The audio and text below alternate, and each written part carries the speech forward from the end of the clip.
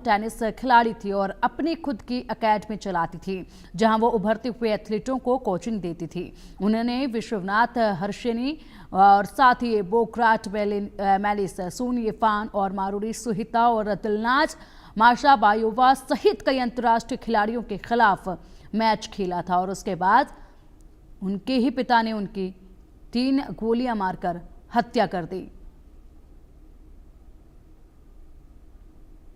फिलहाल पुलिस की तमाम टीमें उनके घर पर पहुंची हैं, जांच पड़ताल की जा रही है। उनके पिता को गिरफ्तार कर लिया गया है और मामले में आगे की कार्रवाई शुरू की जा चुकी है।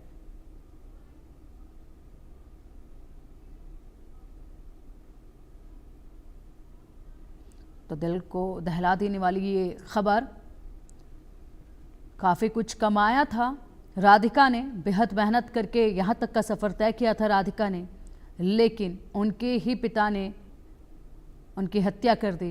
कारण बताया ये जा रहा है कि किसी ऐसे व्यक्ति के साथ राधिका के रिलेशन थे जिस व्यक्ति को वो बिल्कुल भी पसंद नहीं करते थे और इसी वजह से राधिका को मौत के घाट उतारा गया।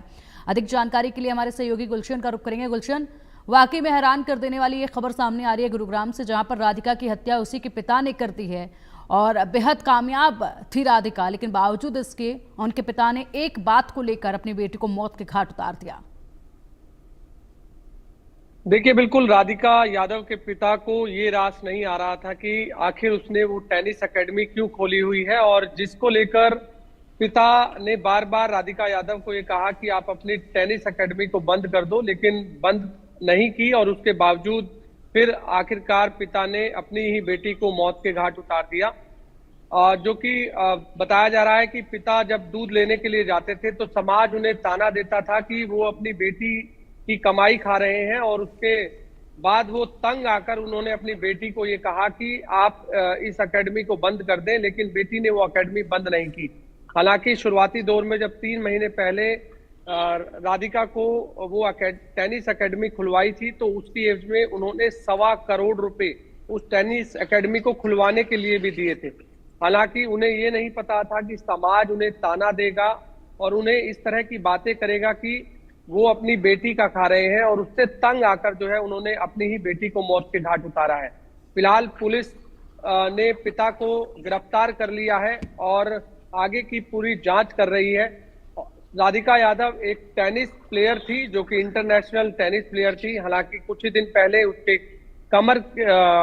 कंधे में चोट आई थी। कंधे में चोट आने के कारण उसने खेलना छोड़ दिया था और उसके बाद उसने टेनिस एकेडमी शुरू की, और टेनिस एकेडमी शुरू करने के बाद काफी बच्चे वहां पर एकेडमी में आने लगे, लड़के आने लगे, लड़कियां आने लगी और अच्छी कमाई होने लगी।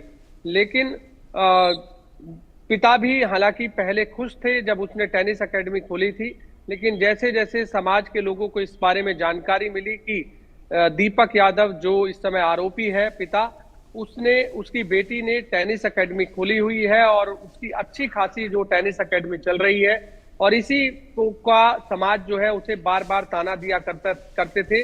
जैसा कि पिता ने पुलिस को बताया है, उसके मुताबिक बार बार ताना दिया करते थे और उससे दीपक यादव तंग आ गया था, और तंग आने के बाद उसने इस पूरी वारदात को अंजाम दिया है। राधिका यादव जिस समय उसने इस पूरी हत्या को अंजाम दिया, उस समय वो किचन में खाना बना रही थी और उस समय लगभग 10 से 15 दिन से इसी बात को लेकर लगातार झगड़ा हो रहा था कि टेनिस एकेडमी को बंद किया जाए।